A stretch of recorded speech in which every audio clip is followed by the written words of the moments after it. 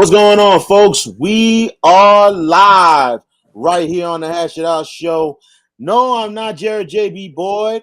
I am the truth of sports and entertainment. VK Jones will be hosting this show today as our colleague Jared JB Boyd in recovery right now, but keep him in your prayers and we wish him well. He's been going through a lot, had a little bit of a medical operation, but he's doing okay. But he's got to deal with a little rehab, so we're keeping our prayers with Jared JB Boyd. But I'm gonna be quarterbacking this thing tonight. We got a lot going on, a lot of sports going on, and a lot of NBA trades. And plus, we do have a guest. But let's introduce our co-host for tonight, Mr. George Peppers from Sports NOLA. I'm gonna say from Crescent City Sports. Crescent What's City going on with Sports. you?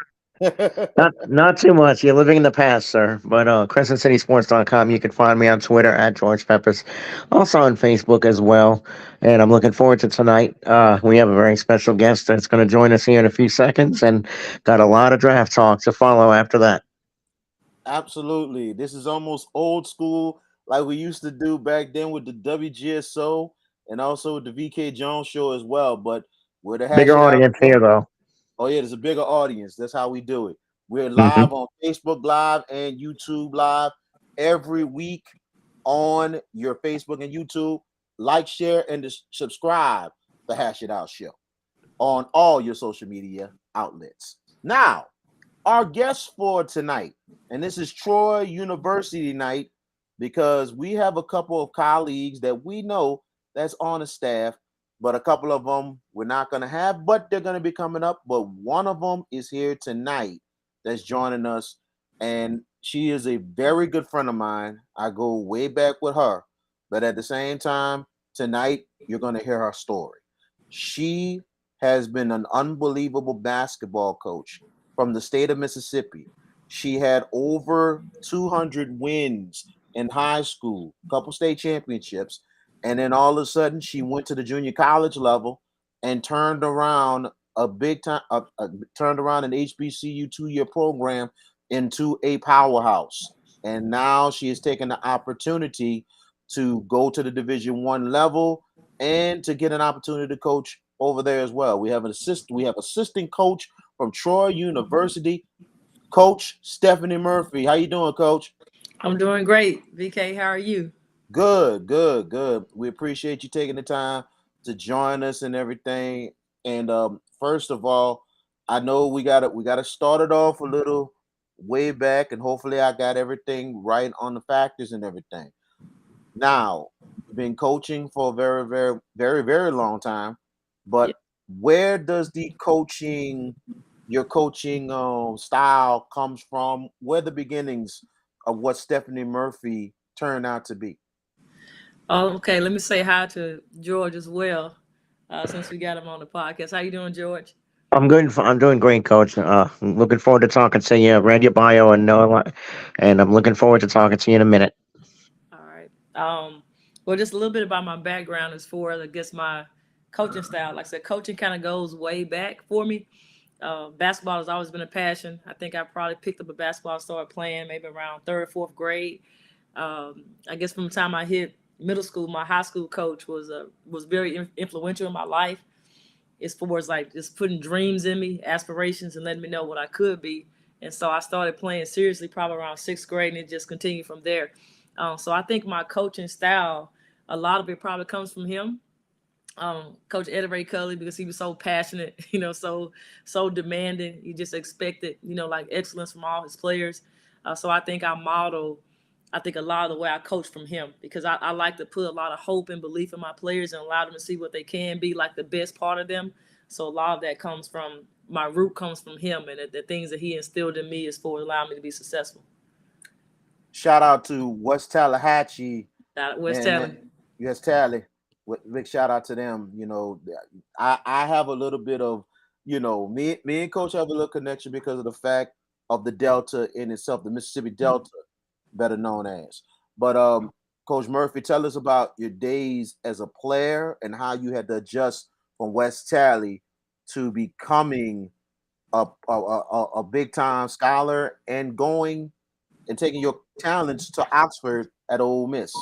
Yeah, it was. I'm not even gonna lie. It was a major adjustment. The high school I played at was a 2A school. Really small. Just the community was small, and then trying to transition from that, to Ole Miss. You go from a small 2A school in Mississippi, to the SEC. So it was a lot of demands, physical demands on your body. Very mentally challenging as well. And it was just really a lot of, like honestly, just culture shock, all the way around. The school I went to was probably 99% black. We had a few white teachers. So just getting into Ole Miss being a PWI, it was a big adjustment all the way around as far as me being a freshman. So so it was tough. My freshman year, I got redshirted. Turned out to be probably the best thing that ever could have happened to me. I guess it kind of allowed me to work towards getting a master's before I left. But it was just an adjustment, like all the way around. I was, really good in high school. So then you come from high school, you get to your freshman year, and then you're being told that, you need to wait a year, you need to get stronger, you need to put on some weight. You're playing behind a lot of seniors, so that was kind of tough to be redshirted in my freshman year. But it made me grow in my spiritual life, and it benefited me because I was able to grow closer to God, and my faith got stronger during my redshirt year. That's not. I completely understand that, and you're a person that does not hide your spiritualness, and that it really makes you more than anything else. And I think a lot of past players have really respected you on that, but also you always try to speak life to a lot of your players. Yeah, I think that's important. At the end of the day, you want the players to be successful in basketball, but I try to tell the kids one day that basketball is gonna stop bouncing for everybody. And so, what life skills, do you have? What character traits do you have past that's gonna allow you to be successful once you're not playing basketball anymore? So, I believe in educating the whole person, educating the whole kid. I don't just want to see them as a commodity, as what you can do for me. You helping me win games or helping me look good, be successful, and then you don't get anything out of the deal. You don't graduate, you don't grow as a person, you don't get better as a player. Nobody's challenging you, to develop your character. So I just like for it to be fair. I want the kids to get the best, out of their experiences that they can get. And I think it's my responsibility to make sure that I do my part to try to model, first of all, being a good role model, and then just pulling, whatever it is, I think what I call their maximum level, try to pull that maximum level out of them. But I feel like it's only fair, like to push the kid to be the best that they can be, and not just, as a player, but as a person as well. You finally get into coaching, and you had a lot of inspiration going into it. You started as an assistant coach under a very legendary coach in junior college, Nancy Gray, Yeah. and it really got you going. And then all of a sudden, you went from there. You went into a couple programs and everything, and then also you wound up at Brandon High School, Mhm. and you won multiple games. I don't know how many state championships you won, but you really had Brandon very successful. Can you tell us about that start of the coaching journey and what did Coach Gray meant for you? Yeah, I can. Actually, throughout my high school tenure, I think I did a total of probably 14 years high school. I played for 3 championships, actually 3 straight. Won some district championships, but never actually won the state championship. But over the course of that time, I won over 300 games. Um, but just make sure I clarify that.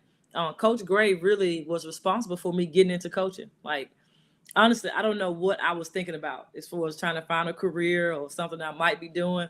I've always been passionate about basketball, so I don't know why that would not have been my first choice or my most obvious choice. It's really the only thing I've just really just loved is I can like as a hobby.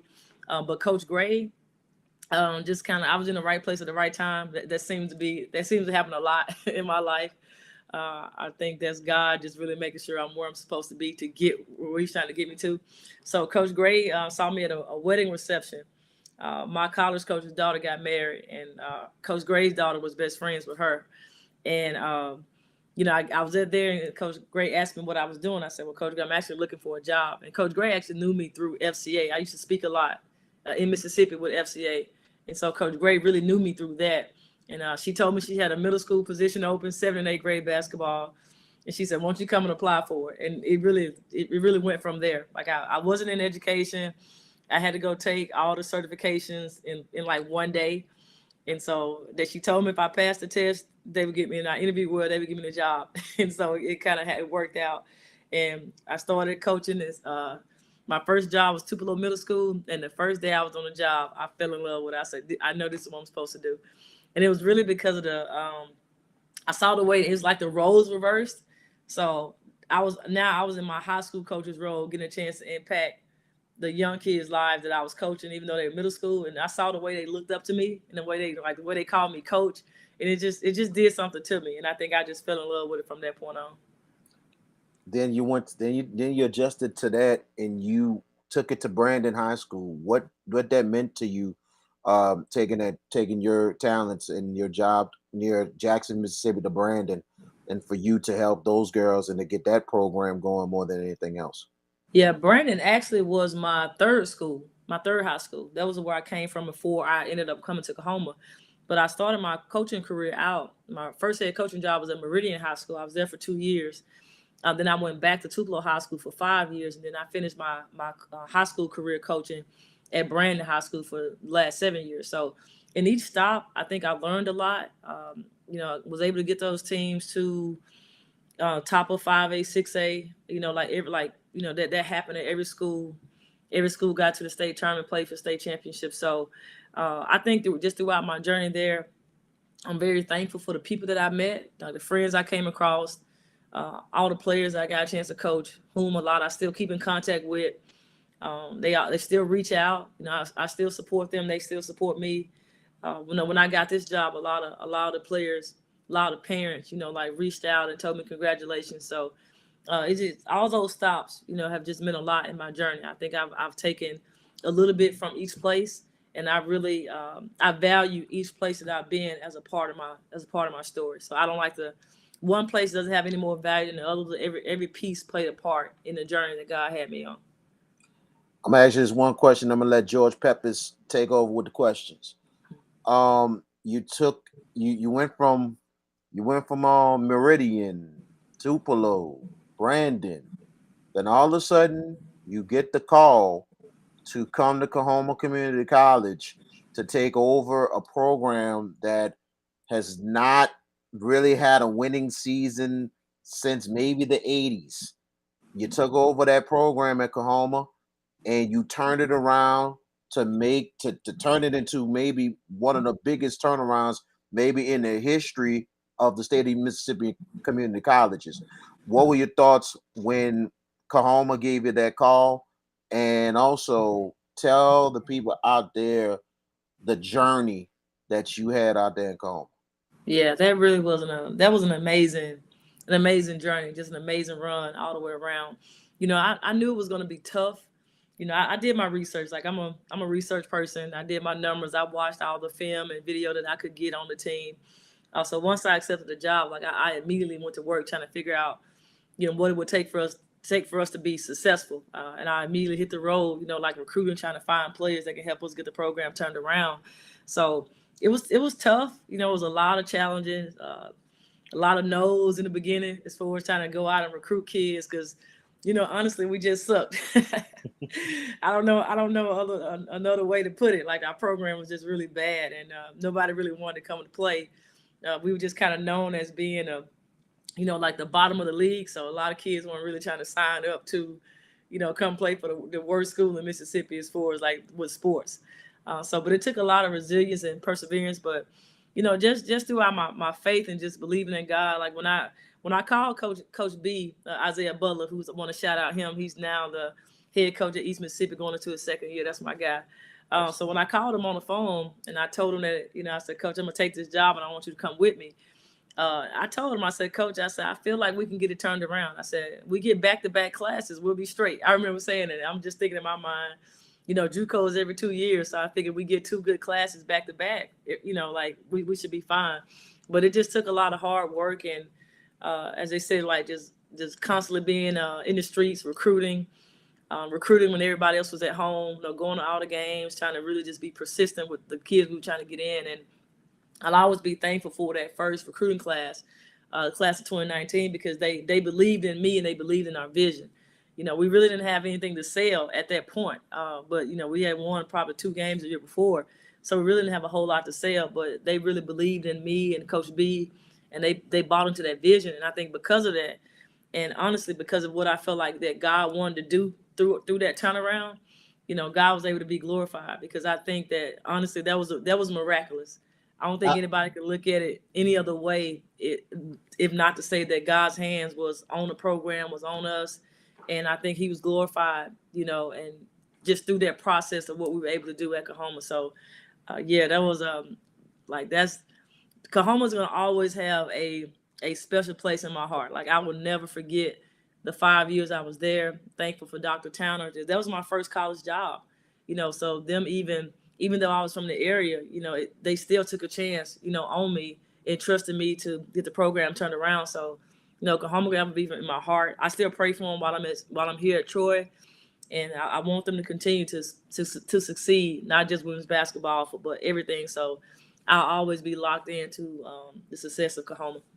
Absolutely. And I remember the first year, I mean, despite just winning 2 games, I tell you one thing, ladies and gentlemen, that first year, that team was more better than anything was that year, because of the fact how competitive y'all were. Yeah. Y'all were competitive every game. There was I can say this. I have never seen a team that had 2 wins. There was so many losses that was only by from 3 to 8 points. Yeah, that was a lot. That's how close those games were. Meaning, that was a lot of improvement with that team. You just knew there was a good future for Kahoma coming up. Yeah, it definitely was, and I'm actually going to speak to the team tomorrow, just about like perspective. So I'm talking to our players, our team tomorrow, about how to handle failure, and so I'm going to mention like that part of how we were so close in all those games, and that first group, they gave us everything they had, and I'm always going to be thankful for the kids that we inherited, because we probably finished the season with about 6 kids, but they literally gave us everything that they had. I feel like they maxed out the ability that they had, and we went from 2 wins to 7 wins, just in the first year. But the first group the first group really laid the foundation for the success of Kahoma women's basketball. Like, I know group class of 2019, actually won a championship, but that first group laid the foundation of getting the program turned around. So I definitely don't want to leave them out of the journey. George, you're next. Go ahead with your questions.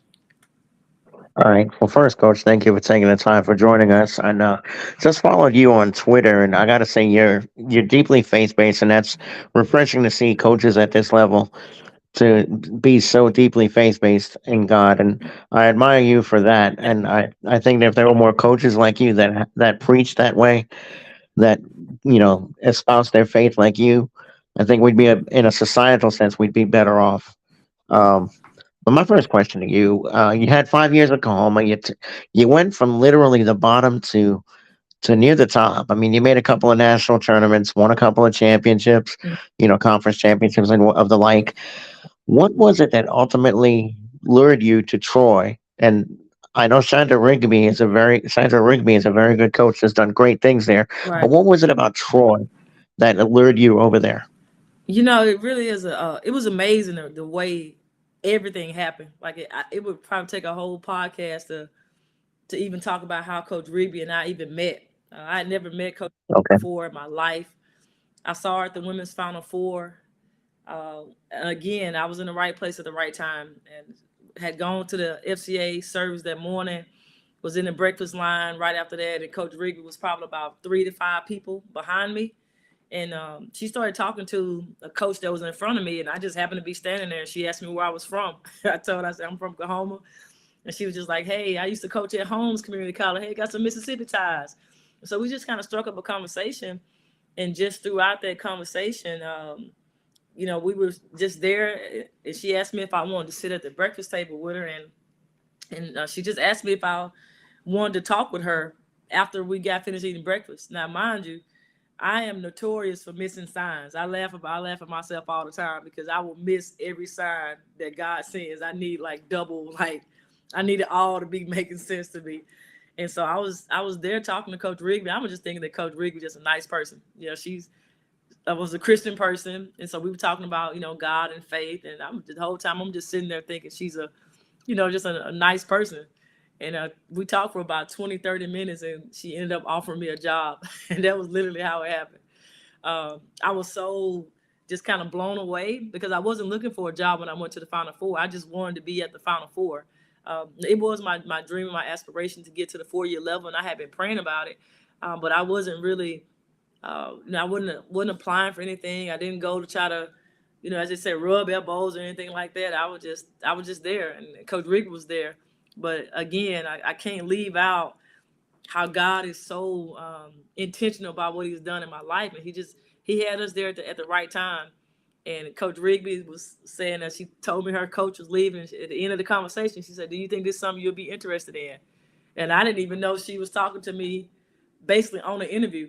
I was just there talking, and that's really how it happened. And it's really amazing. Like, I'm so thankful, to be here, to be on this journey, and like representing the T. I love it.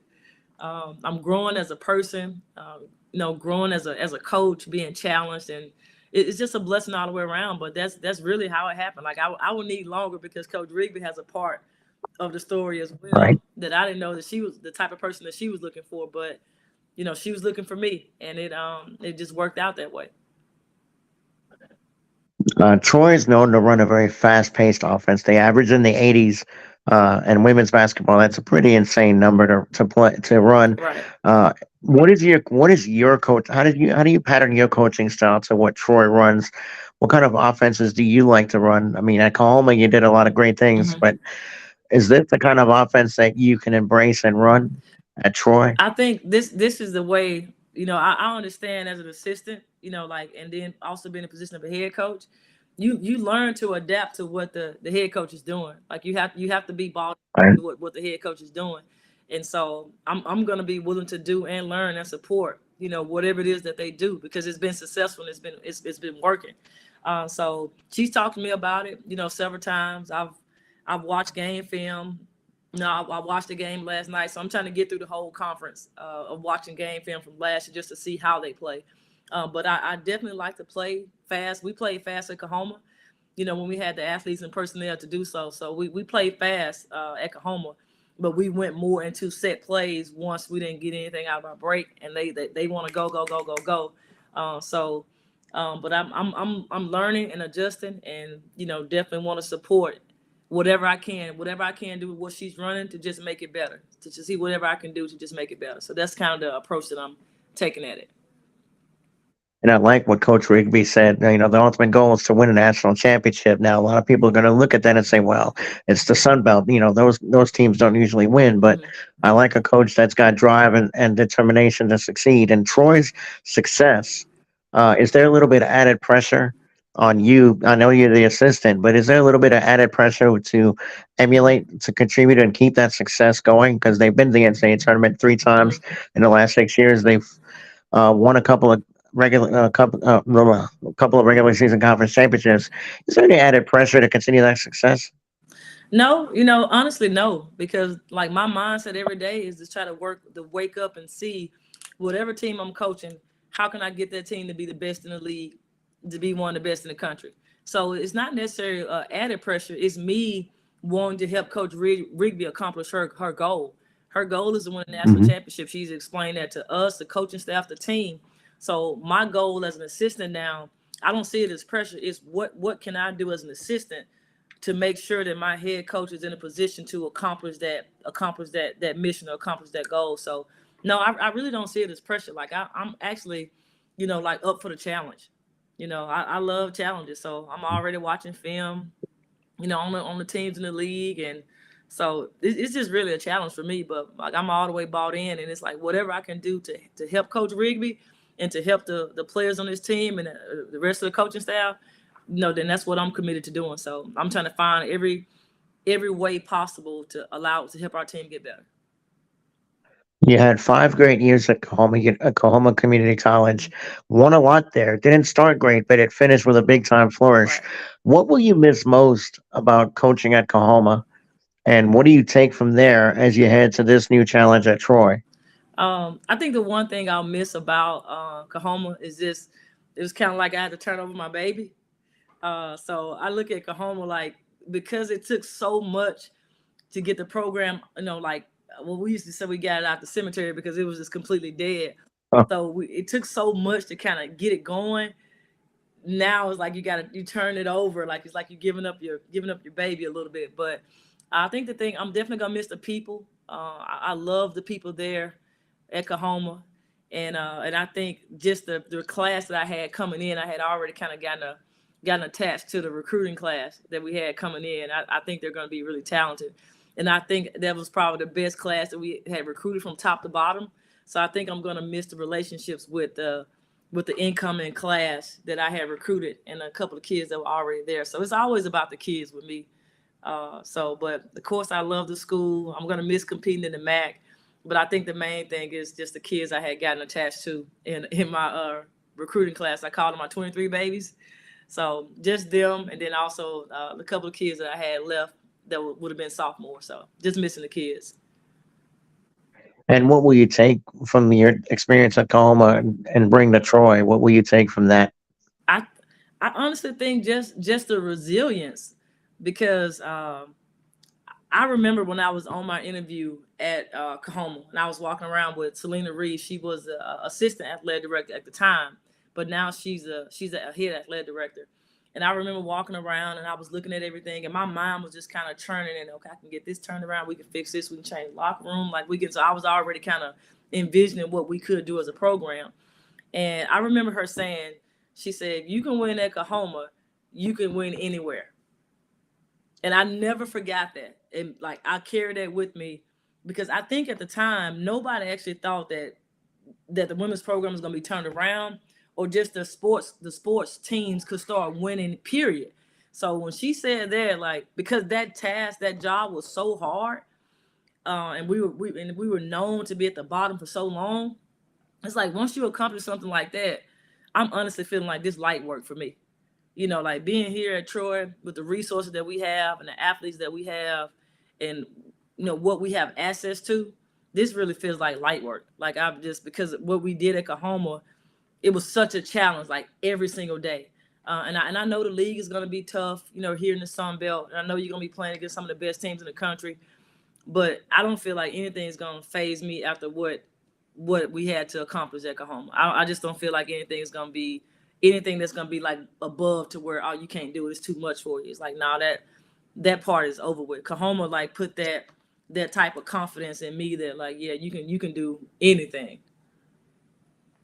Yeah, when you could win at Oklahoma, because they were in the dregs for a long time. Well, before you got there, you can win anywhere. I know you just took the job at Troy, and it sounds kind of forward, but where do you see ultimately? I think you could be. I personally, based on your resume and reading your resume and learning about you, and now talking to you, I feel like ultimately you'll be a head coach at the Division 1 level. Mhm. Where do you see yourself in that spot? Like the way I've always operated, and it really works well for me. I don't like to rush out of the process of where God would Hmm. have you. Like I like to be all in, as I say. I don't like to have my feet in 10 different directions. So like while I'm here at Troy, I'm really committed to to be locked in at Troy and giving the program and Coach Rigby, everything that I have as far as my undivided attention and focus, and making sure that we're excelling at Troy. But it is my dream and my desire to be a head coach at a 4-year level. Whenever it is God's timing, like if that be His plan for me, which I honestly think it is, because I'm looking at that as a situation where I just think it's just going to be a bigger platform where God can be glorified. Honestly, uh, I think I was speaking to someone about it the other day. I want the kids back home, because where I'm from in Mississippi Delta, the Delta is one of the poorest areas, like in Mississippi. Just kind of known for poverty. Like low income, and probably one of the poorest areas really in the country if you look at it. So I want to be an inspiration to all those young kids growing up, to my family, my nieces and nephews back home, to when they look at me and they see like the way God has blessed me and seeing me continue to grow in my career. I want to be an example for them, so they can see like, hey, like Coach Murphy, came out of this area, came out of the Mississippi Delta, came out of small, Tutwiler, Mississippi, and look at the things that she's been able to accomplish. So I'm just looking at it that way. Like I feel like with that type of position, and don't get me wrong, like God can be, I'm gonna glorify God in whatever position I'm in. I want to be the best assistant coach in the country. I've already told Coach Rigby that. Like I want to be the best assistant coach in the country, for the time that I'm here. But I do believe that that's going to be in store for me to run a 4-year program, and I'm looking at this as preparation for it. I want to learn as much as Mhm. possible, learn from Coach Rigby. I feel like God put me on the inside so I could see what it's like to run a 4-year staff. So it's like now I'm like planted on the inside and I'm just watching, observing, seeing what the associate head coach does, our Dobo, the head coach. I'm just kind of watching every day to see how the small intricacies of how things are run on the 4-year level. But yeah, that definitely is a dream of mine. But I'm not trying to rush out the process or the season that God has me in right now. And you and With this, I'm sorry, Joe. I'm gonna let you continue. One, I want all I right. just want to With I just want to add this in there right quick. The Mississippi Delta in itself, and I was gonna say something about that later on to you, Coach, but I'm glad you mentioned it. Mm-hmm. It's a whole different world, ladies and gentlemen. I'm saying that because I lived there. I stayed out there. I worked at Kahoma. I was the SID at Kahoma for 3 years, and I experienced the whole state of Mississippi, but in that Mississippi Delta in general, it's a whole different world in itself. But at the same time, there's so many resilient people out there. Right. It's unbelievable, and they're great people. They're great people out there, and I miss Kahoma myself. I miss the people, and it was a, regardless of the conditions, it was a really great place to live, in my opinion. And at the same time, but I know, Coach, you just really inspire those people out there, especially with returning to the Delta. Right. But explain to the people like how much of a world that is. That you got the mom and pop places and stuff like that, but Yeah.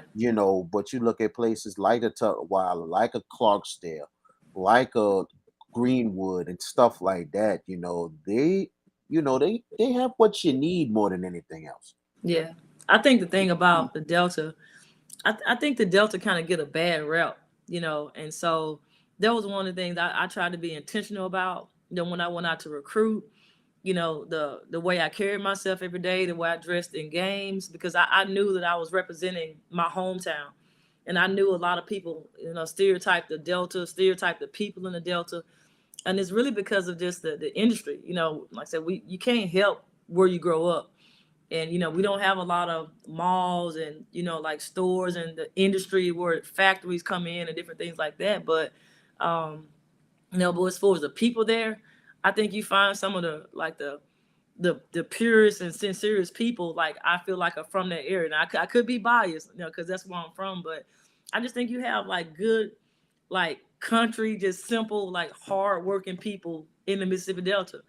And I wanted to I wanted to display like the greatness of the area. Like it is flat. Like I can appreciate driving home and just seeing flat land for miles and miles and miles and miles, and like the cotton on the different sides of the highway and all Hmm. the crops. Like that's just what I'm used to. So when you go away, you come back to it, you kind of appreciate the things that people get out of their cars and take pictures of the cotton when they come to the Delta.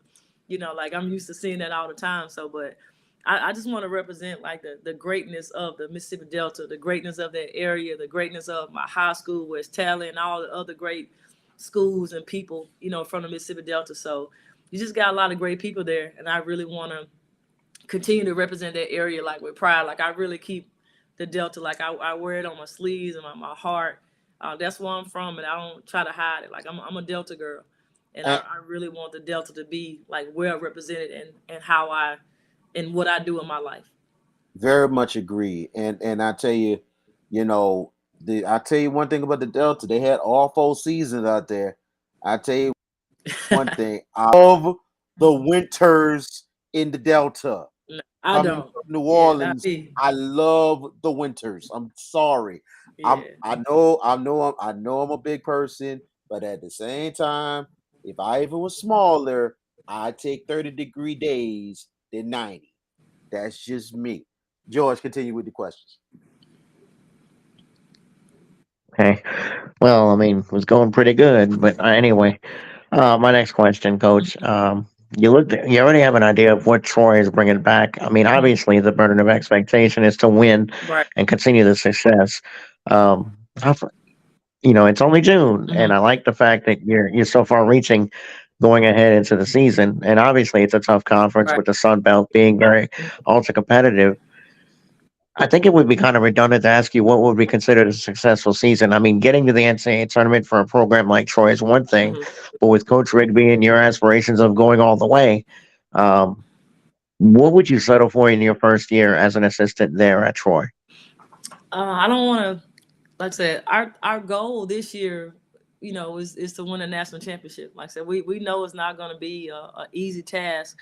But definitely, what I have even on my board right now to my left is, making it to the NCAA tournament and going on a run. I think that would be a great, like a great first year, great goal. And then maybe things happen. You get in there, you may upset somebody, a major Power Five school. So, but definitely winning the Sun Belt, making to the NCAA tournament and making it and going on a run there and just making Mm-hmm. doors as a mid major. I think that would be pretty awesome. Louisiana Tech years ago with Leon Barmore as the head coach, winning, as much as they did, Troy could be this millennium's Louisiana Tech potentially. I mean, considering the athletes that you already have on campus, and with the great coaching staff with Coach Rigby and now yourself and the rest of the staff, Mm-hmm. I'm pretty sure we can expect to see Troy. And look, when you got programs like LSU, who's the reigning champions, Iowa had a monster year last year, Right. but they're going to be replacing Caitlin Clark. UConn gets Paige Buchers back, so the landscape's wide open Mm-hmm. as far as where a team like Troy can be. But I feel like this is a team when I watch, when I read, and well, I mean, I see a few games too because ESPN Plus is a godsend for a lot of us. Um, with that being said, I feel like you're going to have great success there at Troy. And my last question, Mm-hmm. first, I just want to wish you the very best of luck Thank you. in your first year at Troy. I think you guys are going to do great things. My very last question is this: when you look at your key players, obviously Coach Rigby and you, where do you feel like the strength of this Troy team lies, and what do you think needs to be worked on before we get started in the fall? Honestly, I think we're very balanced. We have good guards with length. Long, as I like to say, long and athletic guards. Our post players are long, athletic kids. And I think we got a lot of balance in our scoring and a lot of kids that can score in different ways. I think we're going to shoot the ball better this year than what we have in the past. I think that's been kind of kind of our Achilles heel in the past is just not shooting the ball well. But I think this year we're going to shoot the ball well.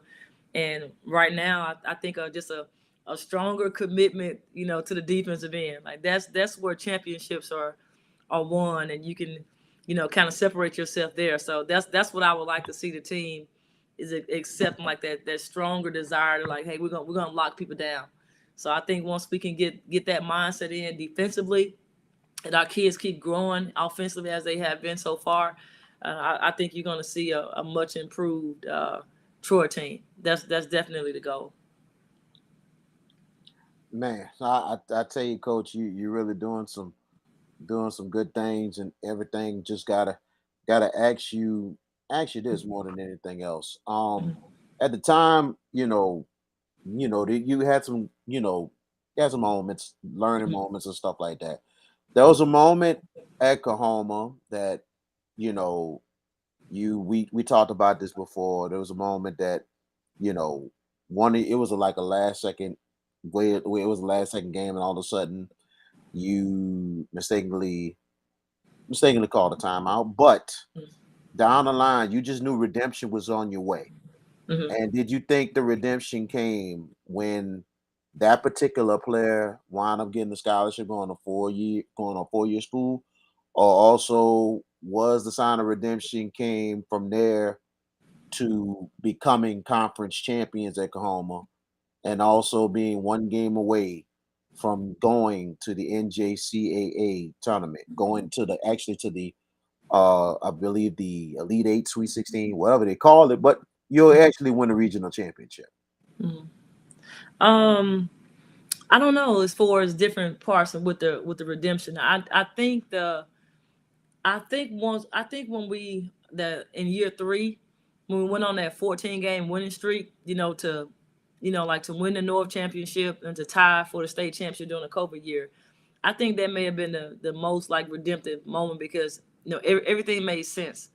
It was like all of the buy-in from group one, like all of the struggle. It's like everything made sense in that moment, because God kind of showed that what faith can do and what hard work can do. So I think the redemptive part probably came in year three, and not just necessarily from that particular moment with Juanica in the timeout, but just in general. I think just as a whole, I think it was just more of everything just started coming together and started making sense, and I think it just shot a bunch of hope through our school, through our community, through our athletic department, because now everybody is seeing like, hey, you can win. I think the expectation is to win. And VK and George, before I get off the podcast, George, I want to say this about VK. I want to give him his flowers. I remember in year one, you know, and again when I first got to Kahoma, all of the sports programs were bad. It wasn't just women's basketball. Like everybody was losing. And I remember all the time we would get ready to go off on a bus and just play different games. VK would always say the new Kahoma, the new Kahoma, the new Kahoma. And like our motto, our theme was the uprising. That's kind of the moniker that we took when I first got there. And VK kind of he kind of reiterated that hope and that belief that Kahoma's athletics were going to be different. And VK was saying that and speaking that before any of that ever took place. And I think just having people around you that could see how hard you were working and that constantly like speaking it on your program, on your team, and in your life, I think it made a difference. So VK, I don't want to get off the podcast and not give you, credit for the constant reminders of you're gonna get it turned around. You're gonna get it turned around. This is the new Kahoma, and now there is a new Kahoma at Kahoma. Like the sports teams are winning. Baseball's getting better. Softball's getting better. Men's basketball made it to the Final Four last year. We finished in the top 5 last year. So in the women's basketball program, I feel like it's in good hands now. So, a lot of that came from what you believe that we could be, and I appreciate that, VK. I appreciate you, Coach. I really do. I appreciate the opportunity to work with you and appreciate you, besides being a coworker, being a friend and a supporter of myself and my family. So I really appreciate you, and also Coach Butler. So, Yeah, what I'm saying, it's something else. You got Mississippi State and Ole Miss on one staff. yeah, So it's crazy, but now it's amazing that Ole Miss is running things in the women's side. So it's unbelievable. But I always appreciate you, Coach, and I know Calmer's in looks like they're in good hands with their new coach, and that's Shanae hmm Williams, who is taking over that program and everything. So I wish Kahoma well, and I know there's been a lot of changes, but it turned around for the good. Well, I'm gonna ask you this last question, and then we're gonna let hmm you go. You do have some New Orleans ties yeah, besides myself. You have a good friend in Chandra Dorsey, who's an assistant coach at Tulane, which now you might face each other possibly, but not just that. Two people that has been two people that's on the staff at Troy. You have Brock Hayes, who is the assistant football coach, and he's going into, I believe, year number 2 at Troy. hmm He's going to year number 2, and Larry Cordero, who just joined the staff on the men's staff, yeah, head of basketball operations, who's done an unbelievable job at LSU Alexandria, and now getting the opportunity to go in Division One. I don't know if you met those yeah. two people or not, but what do you think about now? You're starting to get a little bit of a New Orleans family with you. Yeah, I don't know if I met the football coach yet, but I see Larry all the time. I got to pass by Larry's office like every day. Me and Larry are already connected. Like Larry, cool people. I really like him. Like Larry's a really nice guy, a man of faith, and Larry just good people. He just bring a good vibe to the office. But I'll actually be heading to New Orleans this weekend. My best friend, who you mentioned, Chandra Dorsey, is getting married this weekend. So I will be in New Orleans. What? Yeah, she's getting married. Wow. I'll be in New Orleans on Friday and the wedding is on Saturday. So I'll be heading that way. Hmm. Wow. Well, well, you know where to find me, but Yeah, well, tell Miss Chandra congratulations I definitely from will. me. I'm like, wow, I, you know, I would never think, but everybody keeps their business and do what they got to do. Mhm. You never know, but I'm very, very happy for her because I know she's a busy somebody. I always tell her all the time, like when I come to the Tulane games, I'm like, "What you eat, I owe you. I appreciate it." No, no, no, no, no, no, no. I'm gonna get you something to eat because you deserve that. Appreciate it. She's been very nice. She's done a great job at Tulane, so I'm Yeah, very, very happy for her. yeah. But I want to thank you guys again. VK George, I should thank y'all for having me. Like I said, I appreciate the platform, and as always, want to continue to give God glory for everything that He's doing. Like in my life, Always. Always. always, and want to continue to serve. Use the Yep. platform in the right way, in the right direction, and make sure He is honored in my coaching. So that's the main thing. Coach Stephanie Coach, Murphy of the go ahead, George. I was going to just say it's been an esteemed pleasure to have you on. And again, I followed you on Twitter and I'm reading some of your tweets and how you just quote scripture and what you start with every day. And I'm just saying you've got a real fan now in me. So I'm wishing you all the best. And thank you so much for giving the time to us tonight. All right, thank y'all for having me again. Stephanie Murphy of the Troy University Trojans women's basketball. We wish you the best going forward, and thank you for joining us tonight. All right, all right, BK. Good to see you. Good to see you too. All right, bye. And that was Stephanie Murphy, that was the assistant basketball coach of Troy University. Good friend of mine as well. We appreciate her joining us Bef- tonight. Before we continue, Yes. I do have an update. LSU is going to play tomorrow night. They have just won against Wake Forest 5-2.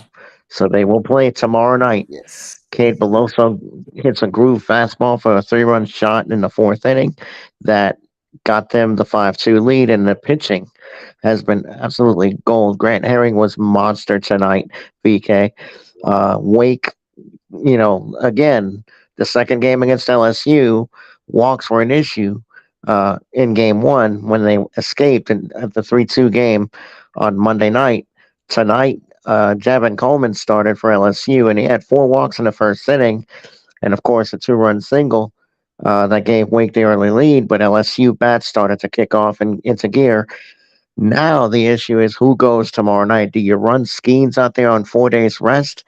I think that's an interesting dilemma. But here's the thing: if you do, two things. One, you're not going to pitch them in game one on Monday night if you win tomorrow, because game one of the Florida series, because now we know it's going to be Florida. They knocked out TCU earlier today, 3-2 in a dramatic ninth inning. Got it on a RBI sacrifice. They got the win. Do you run Skeens? And I would imagine he has to be on a pitch count of some sort tomorrow. You know, the max you could get 6 innings, maybe. It all depends on if you pitch him. But for me, I don't know if I want to gamble and not pitch that man tomorrow, VK. Because if you don't, you're going to hear the cat calls. If Wake does win, why didn't you run Skeens? Why didn't you run Skeens? If you're Jay Johnson, what do you do? I would not be surprised that if Skeens has enough rest, I wouldn't be surprised Jay Johnson's going to run him. I would not be surprised at all. This is a chance for LSU to get to the championship series, Hmm. and I think what we talked about earlier, we mentioned about a player who kind of said a little too much. Oh, you're talking about And Camden Morency. Mm-hmm. Moretz, I think is his name. Yeah, he after Monday night. For those that didn't see it, Monday night Wake obviously beat LSU 3-2. A very competitive game that Wake wound up getting the winning run in the eighth inning. But those post game pressures can bring a little bit of issue when my man opened his mouth and said it'll be almost impossible to beat us. Hold up, Pop. First of all, you got to run through that LSU lineup again. They've seen you now. They got you tonight. Beloso hit the big home run in the fourth inning to get the win. Well, obviously to put the cushion, and LSU got the W tonight. I would imagine. You remember we had Alex Day on last week, and he made mention that we already knew Wake hadn't been to Omaha since 1955, and would the pressure of the moment get to him tomorrow? I think is where we're going to see that maybe manifest itself. I picked Wake Forest before the tournament started, and I kind of went homering a little bit for LSU. I don't know. I feel like, Wake still has the advantage pitching wise, but this is the third time they're going to see this lineup in 4 days. I'm not sure Wake's pitching is going to be as confident as they thought they would be before they played them Monday night. LSU was able to scratch some things out Monday, and then tonight they used the power. Beloso hitting that home run really gave this team and go back and watch Herring pitch.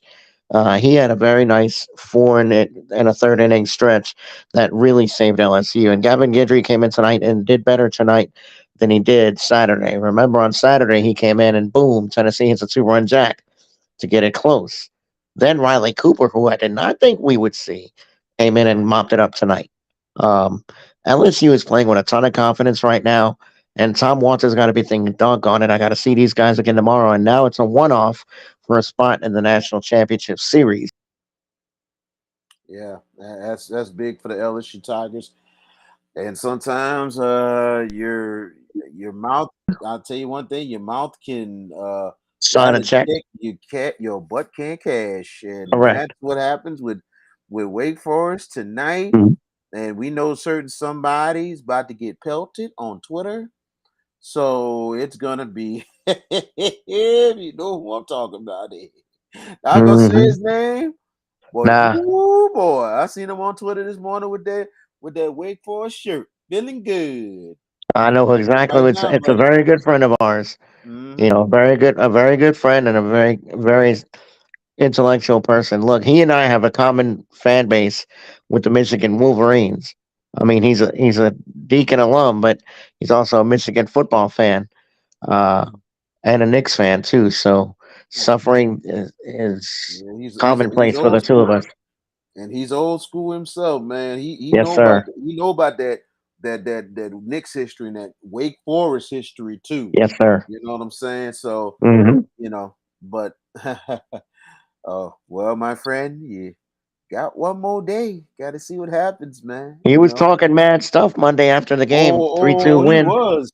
He Deeks and was. all that. It's like, my man, we love you. We do. And I honestly do.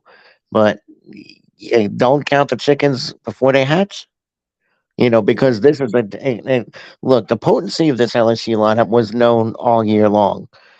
And this was always going to be the quintessential matchup of pitching versus great hitting. LSU 1-9's got some bats. Them dudes are lethal. And if Wake was able to neutralize them, and they did for the most part Monday night, LSU missed some opportunities though when they had the 2-0 lead, VK, to finish that thing off. And I feel like they had a little bit of a chip tonight, considering what happened Monday. And it looked like even though Wake got the early lead, LSU was going to just be persistent and go after it. And then your boy for Wake grooves a fastball. I'm like, dude, you're committing suicide, my man. You don't do that against them bats. You're kidding. He threw it belt high and below. So what do you? A great hitter is going to do one thing: crush. And And that ball went out of there in a hurry. So we Gabe play tomorrow. Beloso has been having a hell of a tournament. I tell you Yes, that. he He's been has. having a hell of a And he's come tournament. up big. Yes. He had a couple of walk offs in this tournament. This wasn't a walk off, obviously. Now we play tomorrow, and I believe we're playing at 6 o'clock tomorrow. I haven't seen the schedule come out yet. See, Um, see what's been sweet about this LSU run, mhm. this LSU thing in the college. This is perfect. Playing later. They're playing at night. LSU always has a chance when they play at night. That's why Rest. I always say, especially with LSU in any sport, please schedule them at night Look, because they man, got a better chance of winning. I You get know it. what I'm saying? It's the I, prime time. Always been I get it. prime. You know. Here's the thing, though. If they do win against Wake tomorrow and they get to this national championship series, Florida has mopped through the other side. They have not lost a game. And today, it took the ninth inning to get it done. TCU showed some battle and resilience, but the Gators were able to eke out a win late. Um, and they've done that in this College World Series. They haven't really destroyed everybody. I mean, they've played close games, and this is going to be a tough final if LSU gets there. If I do think, LSU gets there, here's the thing that's going to help the Tigers. And now looking at everything, how the Tigers have survived this. Now, if Max Skeens go tomorrow, Paul Skeens. and LSU, Paul, I'm sorry, Paul Skeens. If Paul Mhm. Skeens go tomorrow, LSU wins, goes into Monday because the championship series will start Monday. Right. Who will be waiting and starting and ready to go? Ty Floyd. That's Thank easy. Ty Floyd. you. But Thank and you. look, There you and go. look, Ty Floyd had 5 innings of great pitching, struck out 10, and then that fateful sixth inning where that ball just couldn't find the strike zone. 3 walks. It got him in a little bit of trouble. Wake was able to tie the game in the sixth inning. So Ty Floyd has pitched pretty good all year, has not lost a game all year long. Did not take the loss Monday night because it came later. Wake was able to win the game in the eighth inning, so it wasn't on tie. Thatcher Hurd pitched pretty well on Monday as well. So you have options if you're LSU. If you get this thing tomorrow, I don't know if it's going to be a whole staff. It probably will be a whole staff kind of thing against Wake. And like I said, Wake has a decided advantage pitching, but to pitch against this lineup, this is almost akin to political suicide, man. I mean, that lineup, you cannot make a mistake against them. Oh, You you talking about whole staff for Wake Forest? know, for LSU, Wake's going to What run one of their aces tomorrow. I think the guy I, that started game one is going to go tomorrow night.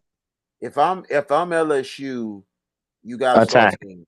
You got to attack and go schemes. But here's the thing: you get schemes, you have to think the championship series starts Monday, so schemes still will have an opportunity to get rest. So for that being said, you go with schemes because you'll still have Ty Floyd, and Hmm. then you'll still have Thatcher Hurd.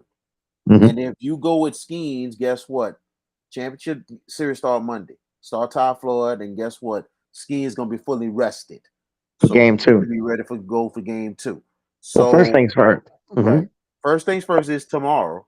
But Right. to Get me, I think if you're Jay Johnson, go for the kill. Go for the kill. Get Skeens ready to go. He's fully rested. Get him out and handle your business and and put the chips down where they may and see what happens. Because I think this is do or die for the hmm LSU Tigers coming up tomorrow against Wake Forest.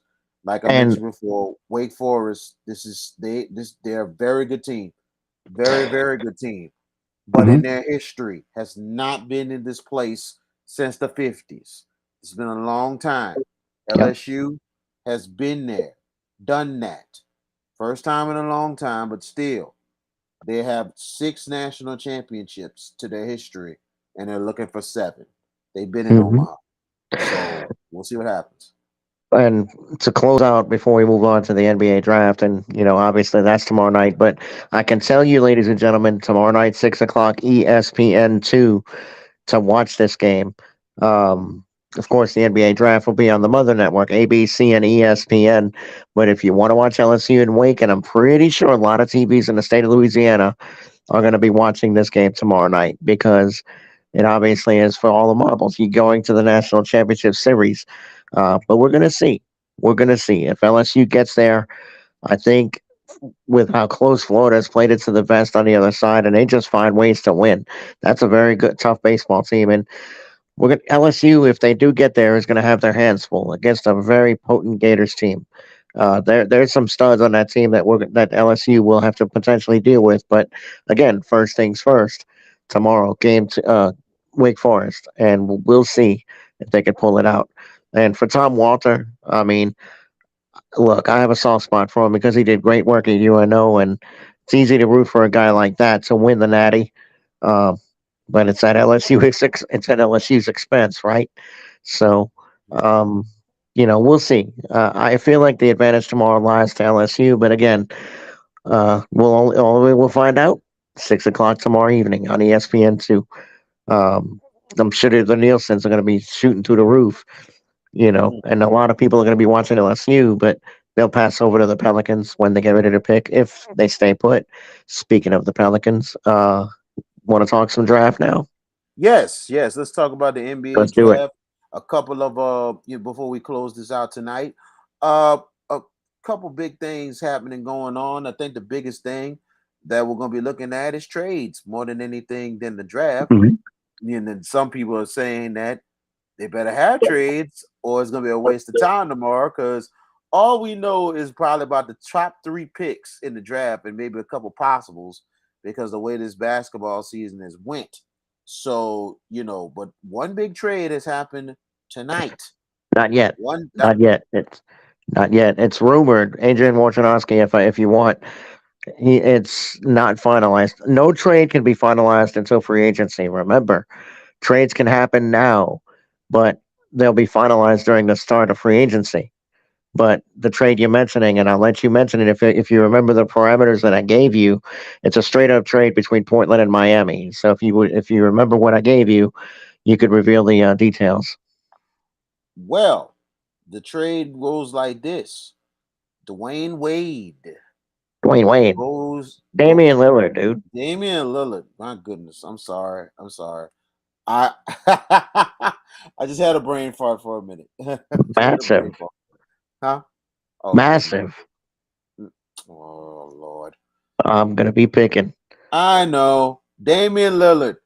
Damian Lillard, the all around great guard, is going to the Miami Heat. It's going to Miami Heat for a trade, and it's a couple of draft picks, and also I believe it was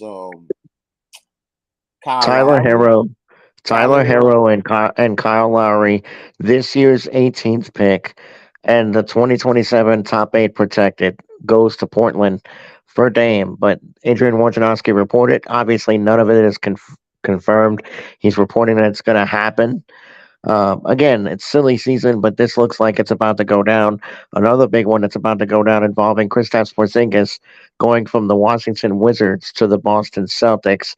Malcolm Brogdon is going to go from Boston to the Clippers, and a couple of other pieces and picks are involved. I don't know the whole parameters of that trade because that is just a rumor. Um, but when we talk about this NBA draft, I mean, it's a foregone conclusion that Victor Wembanyama, the French sensation, is going to be the number 1 pick by the San Antonio Spurs. Jared, we love you, but bruh, okay, I hear you. But all that ghost. I still hear that Go Spurs go on our Facebook chat, but it's all good. Um, I did see something interesting that I thought was funny and comical because if I'm the San Antonio Spurs GM, I'm never moving off of one. But Jonathan Givony, who does the draft, you know, on coverage for ESPN.com, put together a list of trade proposals that could potentially move the Spurs out of the 1 spot. Um, I look. I don't think. Obviously, if I'm the Spurs, turn in your resignation, GM. If you do trade the 1 pick, quit. But with all the rumors about the Pelicans, focusing on them, VK, let's focus on New Orleans because there's been hot talk about them moving Zion Williamson or Brandon Ingram to get to the top 3. After thinking about it, I know the rumors are hot. I know the iron strikes, but I'm not moving Zion Williamson. I'm going to go on record and say it right now. That dude is a 26-8 guy. I know he has not played a lot of percentage of games, but you've seen the resume on the court. He is a transcendent talent. He's 22 going on 23. That young man is not even close to his prime. What you need to do is get some, get some a new training staff because I'm sick and tired of these injuries last year. Brandon Ingram missed 20 something games with a toe. Zion, obviously, with the bad hamstring. And of course, Alvarado, stress factor. Too many injuries. Get a new medical staff. But for tomorrow, the names that I've heard at 14, Derek Lively from Duke, Jordan Hawkins of UConn, are some of the names that have been mentioned for the Pelicans at 14. What do you think the Pelicans going to have to do? They only have one pick tomorrow, unless they make a trade. What do you think the Pelicans are going to have to do with the 14th pick, or do they move up? Whatever they do, what do you feel like they have to address tomorrow in this draft? Well, more than anything else, they need to address, most importantly, a true point guard. A true point guard that they need. They might have to move up to get it, or they need to Scoot? find some. Scoot is a main target for them. Yes, indeed. Hmm. So they might have to find a way to get the two without trading Zion. I think the trade proposal uh, that we talked about last week was pretty much some good trade proposals outside of Zion to go ahead and deal with it and try to get who the Pelicans need. The Pelicans really need a true point guard. We know Damian Lillard's not coming here, and we know Chris Paul is now in Washington with the trade from the Wizards to the Suns. Hmm. As Bradley Beal goes to the Suns, that makes them some a good team, but I don't know about a contender. But if you're the Pelicans, you got to push to try to get a point guard so CJ can get back to his natural position, and then the Pels can try to roll with it. But Zion Williamson, more than anything else, I think with him being on the trade block was a wake up call. It's a big wake up call, understanding that the team, coaches, certain players, and fan bases are getting impatient. They know how Hmm. talented he is. They know how good he is. They're waiting on the maturity. We understand the injuries, but the other little activities and stuff like that, people are thinking you're not focused, and people are getting tired of that. I can see if you'd been there for. I can see if Zion would have been there first couple years. Now Zion has been there for 4 years, and it's almost Hmm. like, what is going on with our investment? What's going on with our investment? And we're talking about everybody all above. Pelicans are trying to win. I wanted, I don't want, not, like at first, I'm 50-50 with this. Personally, I'm right now, I'm 60-40, not trading Zion right now. I'm 60-40 right now. I was 50-50. Hmm. But at the same time, Zion has to grow up. He has to grow up. He really do. And get himself focused. Get himself. I mean, I'll tell you one thing. I think the Pelicans management and everybody else has put Zion Williamson on notice. Now you better go to work, buddy, because this might be it. This might be the last straw. Because we know the future, but we need that investment to come out now, knowing the Pels trying to make the push to Hmm. win. The Pels are starting to be that team. You want to be that. Everybody got to stay healthy, and that's the thing. These young teams are taking over. Look what Phoenix. Look. No, not Phoenix. Look what Denver did. Sacramento. Look what I was about to say. Sacramento too. Hmm. You look at Denver. How they won that Champions. championship. They're champions. You look Sure. at the Sacramento Kings. How they're making the move. You look at Hmm. the Oklahoma City Thunder. They're coming. You have to think, and they keep on saying these main teams, the Suns, the Lakers. People have to understand they're getting old. They're getting old and worn down. These young cats with these young units with a couple veterans, I'm telling you, I would say the Memphis Grizzlies, but they screwed it up. But they need maturity. If they're mature enough, they're right there. They're right there if they're mature enough. Hmm. So they need to get mature because they got good young talent. But they gotta be mature. That's what Ja Morant's got to grow up too. That's what we're talking about. And that's why Here. Zion has to get it together because I'm Hmm. telling you, I said this a year ago. All these teams, all the Warriors, enjoy your time because these young teams, especially if they got a couple of veterans in it and most of the young players running it, they're coming. They're coming. Mm. and they're gonna take over, and they're gonna take over for a good while.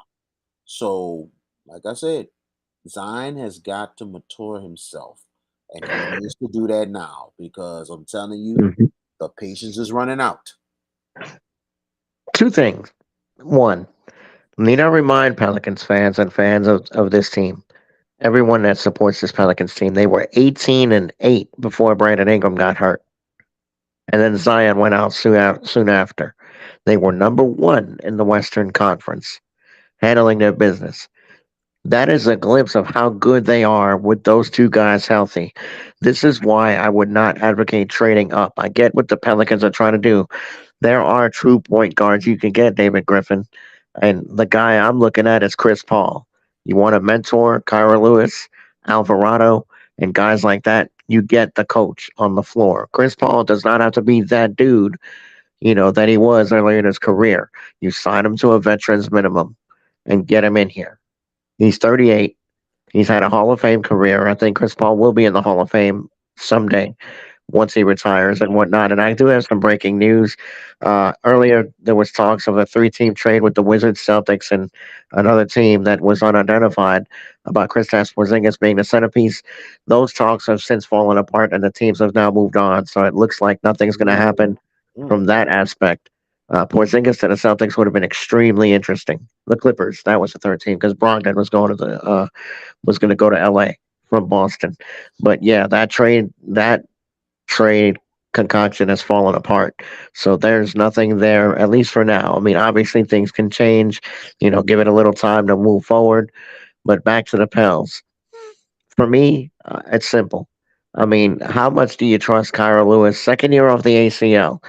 Remember, last year he was coming back off the ACL, and remember, they got a pretty good guy in EJ Riddell, the kid from Ohio State that blew out his knee last year. The kid from Ohio State. mhm. That's a guy that I want to see what he does with a full camp and healthy. Um, I mean, Alvarado's going to be back. Najee Marshall. I think the guy you move off is Jackson Hayes.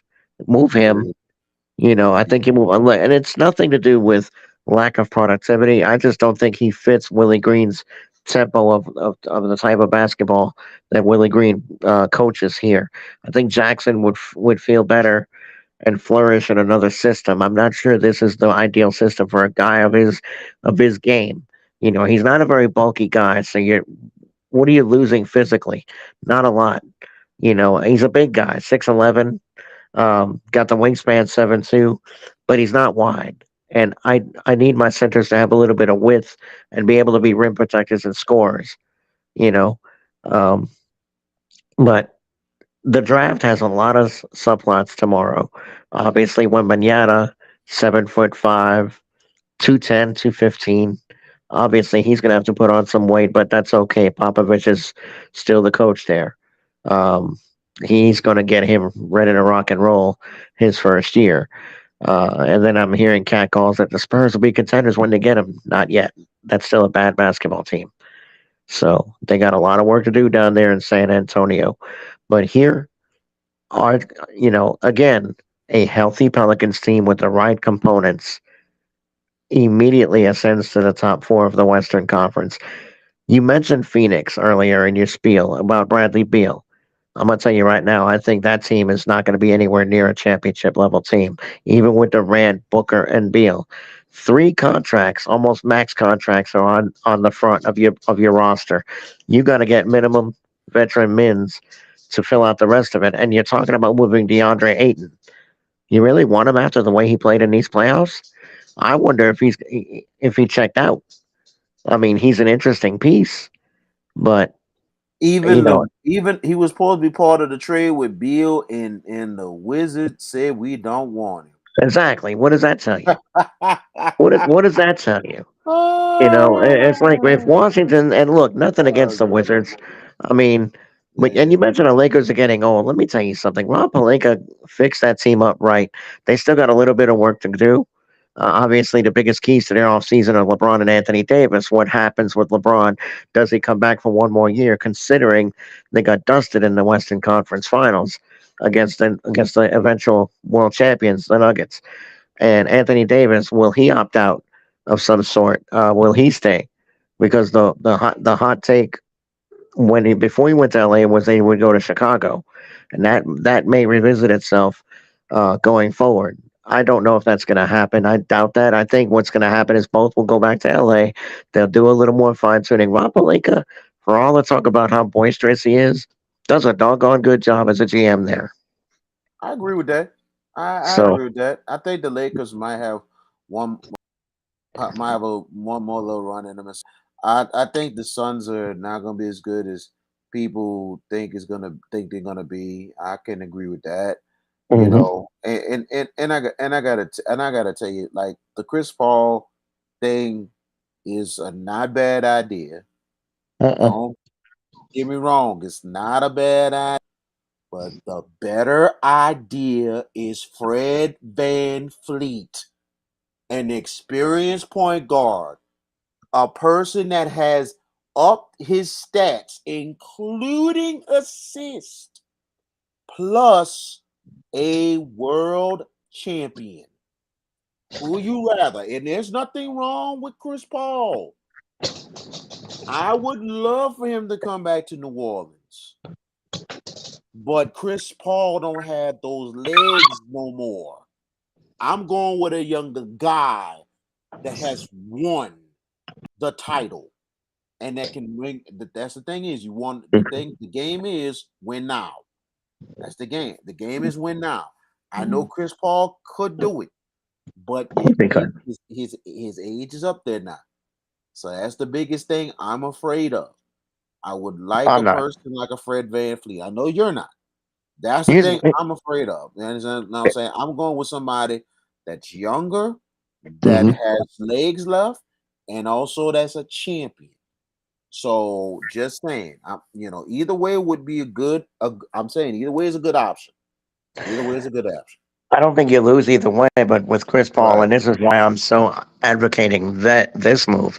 One, he's going to obviously be a coach on the floor. Two, he's not going to log many minutes. He's not going to need to log 38, 39, 40 minutes. You got young guards that can do that. Chris Paul just needs to be the coach on the floor. I mean, obviously he starts, but he's not going to log all those minutes. That's why I want him. And this load management foolishness that the NBA is advocating now, he's not part of it. So he's a throwback. And I like Van Vliet a lot. I like how he's matured and really developed his game, but I just don't see him coming here. He's obviously opted out of a lot of money in Toronto, but I don't think the Pelicans have that kind of money to pay him. They are under the cap, but they don't have Van Vliet's level of money that they need to get him. They would have to move some salary off the books to even think about it if they're thinking about it, but we don't know. We don't know what David Hey, Griffin's thinking. we You know. don't know, but you move what you got to move.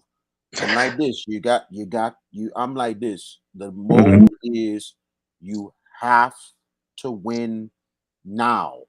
You hmm have opportunity. Go for it. See, this is difference between what Golden State's done and also the Denver Nuggets. You go win now, you build around, and you stick what you can stick with to get where you need to get. It's amazing what those two organizations alone, what the Phoenix Suns done in the past until recently, with all hmm these changes with the new management, with the new ownership, they're going in to me a bad direction in itself. hmm So, but we'll see what happens with that. But regardless of the fact, like you build from there, like Milwaukee's is pretty much the same thing. Some point you gotta go for it. You have to go for it when it's there. So hmm Pels, you gotta go for it. That's what it is. If you want to have a chance at the world title, you want to continue to build. They had a glimpse this season past, that where they can be in the top of the NBA, where they can hmm be a real contender. Now this year coming up, everything has got to come together. Not saying the Pels should have pressure to go win a title. This should be a year that they should push to make a big push, like in WWE terms, make a title push, make some kind of a good push to try to get there. You know what I'm saying? I'm like push it to not just second round, push it to get to the conference finals. You know what I'm hmm saying? You get to the conference finals, good run. All right, now you get ready for the real title push. go Yep. for the world title. So there's got to be some pushes coming up because I tell you one thing right now. You look at next season coming up, like we mentioned, Denver, the defending champs. You look at Sacramento. If they keep that unit, they're gonna be something to reckon with. And I tell you one thing: if this trade comes through for Dame Lillard and Miami, the Miami Heat right now is contenders in the Eastern Conference to get back to the finals. hmm So, Here's here's the thing about Zion. Going back, one very big clue was what happened last week after our show. Teresa Weatherspoon's contract was not renewed by the Pelicans. She is no longer on the staff here, and she was Zion's advocate, big advocate. So that's kind of what they call a clue as to what the Pels could potentially do. Here's my plea to David Griffin, though. At the end of the day, please don't move him. You got a glimpse of what you have with him and Bi. All you need is that third wheel to be that dude. Who is it? We don't know.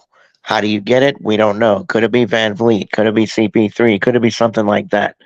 You know what you have with Zion on Bi on the floor before they both went out.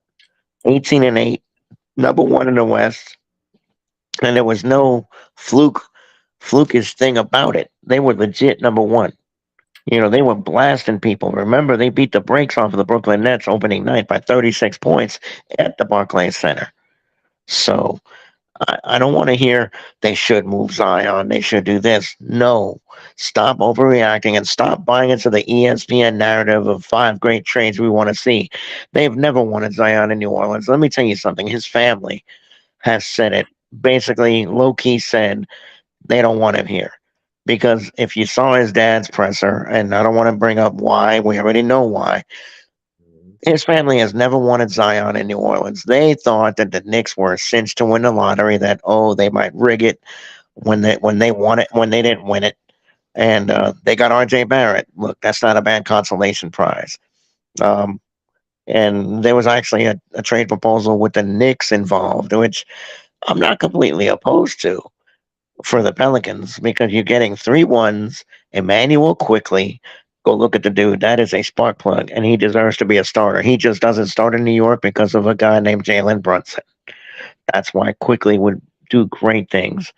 But on the record, VK, I would not move neither Zion or Bi. You would have to blow me away to even make me come to the table. I'm not moving them. I know what I got core wise. I know what they're about. All you need is to dot the i's a little bit, maybe cross a T or two, and let's go get this. Next year could be a top four push if they do the right things. Just don't be a knee jerk, David Griffin, and keep the core intact. Don't do it. Keep Zion and David Griffin. And is it a popular opinion? No, it's not. I'm sure we can get some blowback from it, but I would not move either of those two guys. Again, you would have to blow me away. In the words of Marlon Brando, make me an offer I can't refuse from The Godfather. That's what you Mhm. got to do if you're going to get me to the table. But on the record, tomorrow night, stay at 14, make the best pick for your team, strengthen your team where it needs to be strengthened. You already got a very strong core. They're going to be back healthy. Don't move. Stay put. Absolutely, and should be interesting coming up to tomorrow night for the NBA draft. It's gonna be a heck of a night tomorrow night with the NBA draft and also LSU baseball in the College World Series with the rematch against Wake Forest tomorrow night. Thursday night is gonna be a hot night, especially a lot of sports balls and then some. So that is it for the Hash It Out show tonight. We definitely appreciate you joining us. We would like to thank assistant coach of the Troy University women's basketball team, Stephanie Murphy, for joining us on the show to tell us her story and everything. We wish her well over at Troy University. For George Peppers, thank you for joining us. Final words. Well, I wanted to share a quick personal story. As you know, and as some people, I think I volunteered just a while back, I was having issues with my heart. I wound up going having a stress test done a couple of weeks ago. I got the results yesterday, and I'm very, very, very, very pleased to announce I was given the all clear. So I'm good to go. Um, Not even your craziness about the Heat and Knicks battle could mess up my heart. So, and I'm saying that all in love, though. But yeah, I just thank God, that this result came the way it had to come, and I'm just so thankful to Him, for this blessing because now it's full steam ahead. Let's go. I am 53. Yes, I'm gonna give you my age. I am 53, but man, after I left that doctor's office yesterday, I felt like I was 23. It was like, man, a big weight was lifted off my shoulders. And I want to thank friends at work and you guys for your prayers. I appreciate that. I love y'all and I appreciate all that. But yeah, that news yesterday lifted about 3,000 tons off of my shoulders. So I feel really good now. I'm very, very happy for you. I know Jared's very happy for you as well. So we're gonna continue to keep you in keep you in our prayers. But Absolutely. that's great. That's great news. Also keep our host, our leader, Jared JB Boyd, in your prayers. He had a little operation a week ago, and he's recovering right now. You know what I'm saying? And he's gonna get better. So it's gonna take some time, but we had to step up the bat for him tonight. So shout out to Jared JB Boyd. So he's gonna be back on soon. He'll probably be back on next week, but next week on our show, yeah, we'll be back next Wednesday. Maybe a show on Tuesday, but most likely we'll be back next Wednesday night. One of our guests is gonna be Mr. Coach Cole Courtney Hogan himself, host of the 10:08 Sports Show. He's gonna be joining us as a special guest, and Hmm. also potentially we might have Will Guillory joining us on the show from the Athletic to talk about the NBA draft, the aftermath, the blowback, all that good stuff, and getting his views on what happened that day as well. And hopefully LSU continues, and if they win tomorrow, they'll be in the championship series. So we'll definitely talk about that or give you our recap of the LSU baseball season coming up next week. But we thank you for joining us. Share, like, tag, share this show, and also like, tag, and share, and subscribe to JB Your Sports Guy on YouTube, and Vashon K. Jones on your YouTube, and also your Facebook as well, and Instagram. And also you can subscribe to George Peppers right now, also on the Twitter and the Facebook. So for Jared JB Boyd, for George Peppers, I'm VK Jones. This has been a presentation of the Hash It Out Show. We thank you for joining us. We'll see you next week.